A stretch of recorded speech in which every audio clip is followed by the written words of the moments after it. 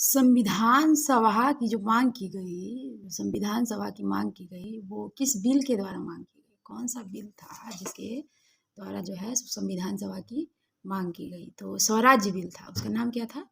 Swaraj bill था, जिसके द्वारा क्या किया गया? संविधान सभा की सर्वप्रथम मांग की गई।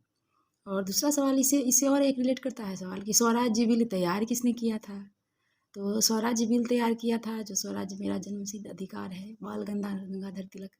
तो बाल गंगाधर तिलक जी ने स्वराज बिल को तैयार किया था। और संविधान सभा की मांग जो है स्वराज बिल के द्वारा ही माध्यम से ही किया गया था।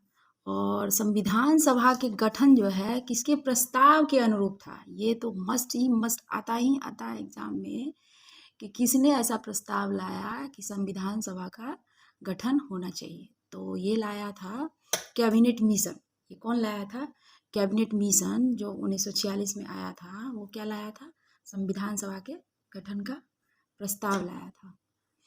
और संविधान सभा का जो है गठन के लिए चुनाव कब हुआ? संविधान सभा का गठन के लिए चुनाव भी होना था, बिना चुनाव का तो कुछ होता नहीं है।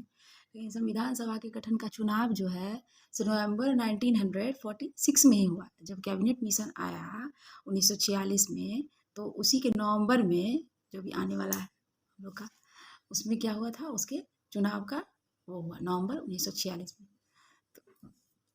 चार क्वेश्चन है। संविधान सभा के गठन किस बिल के वजह से हुआ?